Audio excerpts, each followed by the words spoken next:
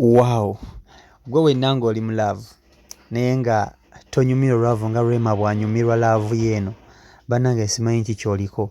Rema Namakula ayongedde okuba nti alumya ba haters be, ayongedde okuba nti akakasa abantu nti ye yajja kufumba mu maka ganeeno aga Dr. Hamza. Babadde balina akafo ke babadde bagenza okuba nti having a good time together, ndowooza babadde ku kaddeeti simanyi, naye nga Rema Namakula yaggyeyo budansi nga bw'omulaba awo, nagezaho okusika omwami wajje bazinemu, naye nga Dr. Hamza ali shy nga bw'obimanyi oba okitegeera. So Rema Namakula ayongedde okuprovinga nti ye yajja kufumba era ayongedde okulumya Eddy Kenzo. Jjukira Eddy Kenzo emabegako kaawo abadde so close ne family ya Rema Namakula, era ng'abasinga balowooza oba nga bagamba mbu Eddy Kenzo yandibanga ayinza okuddamu n'apasula Rema buto. Awo balaba mu mmotoka babadde ne Amal, Baby Aliya, Hamza saako ne Rema Namakula oba okitegeera, naye nga Rema Namakula ye muntu alaze Dr. Hamza nti mukyala mufumbi. Kwegamba kino kye bayita omuntu kwegamba okufumbirwa oba okuwasa mukwano gwe oba okitegeera. Bw'owasa omuntu nga mukwano gwo, bw'owasa omuntu ng'akwagala, ba celebrities bangi abatasobola kuba nti basharinga this happy moments n'abaagalwa baabwe nga babakuumira eri mu distance, babakuumira eri kwegamba tebaagala nnyo okubaleeta mu bantu, naye Rema Namakula atadde Dr. Hamza mu mataala naye ate n'amukuuma okuba nti tabaako nsobi yonna gy'akola nga tategedde.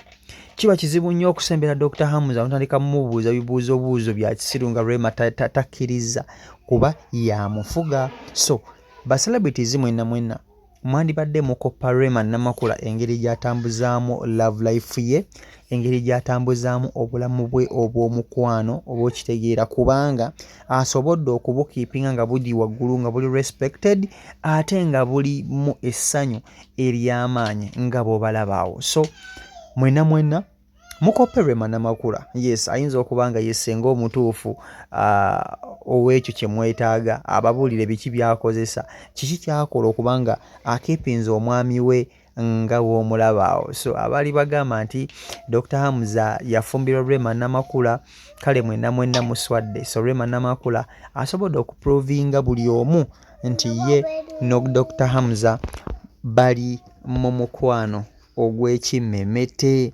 Awo yabadde anyumidde mu gawuni era nga bw'omulaba awo. So Rema Namakula ayongedde okuba nti ate ayongerera ddala n'okulumya Eddy Kenzo. Jjukira Eddy Kenzo essaawa zino eno asemberedde nnyo famire ya Dr. Hamza ne Rema. So tebaagala nnyo kuteekawo mbeera eri ya enemies, hate and what. So bali so close, basobola okuba nti bamachuwalinga, bakuza omwana waabwe gwe balina amanyiddwa nga Amal, bageza mu maaso n'okuba nti bamukuza mu ngeri kwegamba ya ennungi, kale yadde tebali bonna naye nga bamukuza mu ngeri ennungi. So nakyo kikolwa kirungi nnyo okuba nti basobola okuba nti bakyakwatagana mu ngeri emu oba endala, naye nga Rema Namakula tukwagaliza birungi bireere sister waffe, genda maaso n'okuba nti omwami omulaga omukwano ogw'ekimmemmette oba okitegeera olumye abateesi bangi. Twisita gwe mukutu kwoli, mwebale kuba nti ate mutugoberera. Mubeere bulungi, mweraba.